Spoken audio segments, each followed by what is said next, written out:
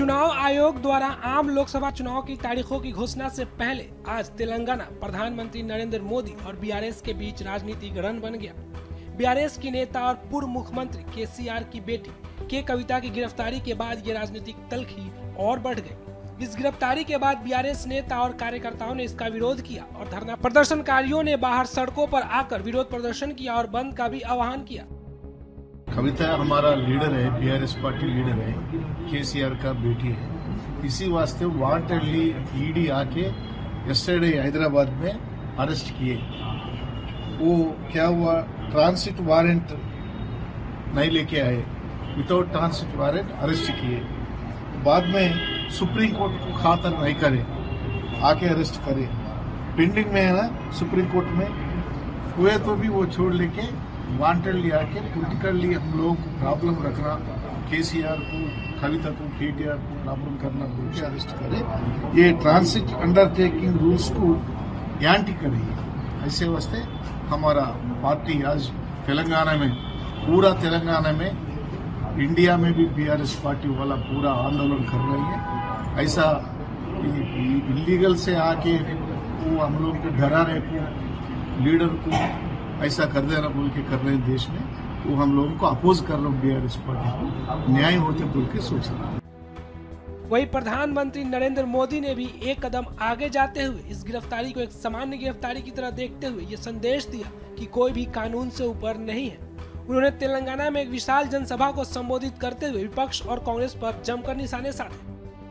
उन्होंने कहा कि कांग्रेस और बीआरएस ने तेलंगाना के सभी सपनों को चकनाचूर कर दिया है। पहले ये बीआरएस की महालूट थी और अब ये कांग्रेस की बुरी नजर है। कांग्रेस के लिए 5 साल भी तेलंगाना को नष्ट करने के लिए पर्याप्त है। कांग्रेस के लिए तो पूरा राज्य तबाह करने के लिए 5 साल भी बहुत है। जब यहां ज्यादा संख्या में बीजेपी सांसद चुन करके आएंगे तो कांग्रेस को भी अपनी मनमानी करने में बहुत मुश्किल होगा। और इसलिए इस बार तेलंगाना में सभी लोकसभा की सीट भाजपा का कमल खिलना चाहिए। और आपको एक बात और भी याद रखनी है, तेलंगाना के लोगों की बात सीधी मुझ तक दिल्ली में पहुंचे, इसके लिए मुझे यहां सभी सांसद जीत करके आए तो बहुत बड़ी मदद मिल जाएगी, ताकि मैं आपकी अच्छी सेवा कर सकूं। जब यहां बीजेपी के सांसद होंगे तो आपकी तकलीफ, आपकी आशा आकांक्षा ज्यादा तेजी से मुझ तक पहुंच पाएगी और मैं आपको विश्वास दिलाता हूं कि आपकी हर अपेक्षा पूरी करने के लिए मैं दिन रात एक कर दूंगा। जिस कांग्रेस ने 7 दशकों में 7 डेकेड देश को झूठ और लूट के सिवा कुछ नहीं दिया, वो तेलंगाना का विकास कभी भी नहीं कर सकती। आप मुझे बताइए, कांग्रेस ने दशकों तक देश में गरीबी हटाओ का नारा दिया, लेकिन गरीब के जीवन में कोई बदलाव आया क्या?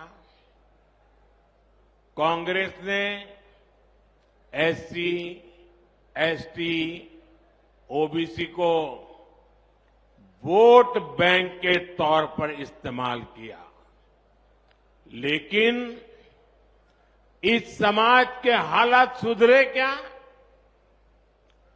बदलाव तब आया जब देश ने मोदी को पूर्ण बहुमत का आशीर्वाद दिया और मोदी को आपकी सेवा करने का मौका दिया। क्योंकि बदलाव की एक ही गारंटी है, मोदी की गारंटी।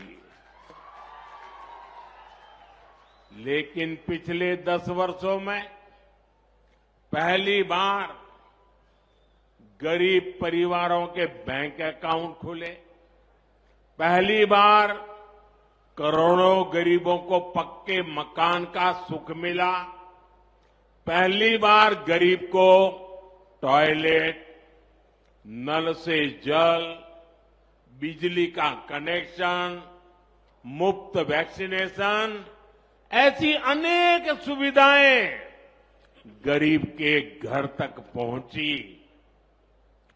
पहली बार लाखों गांवों ने रात में बिजली का उजाला देखा। इसी बदलाव का परिणाम है कि पिछले 10 वर्षों में पहली बार 25 करोड़ लोग गरीबी से बाहर आए हैं।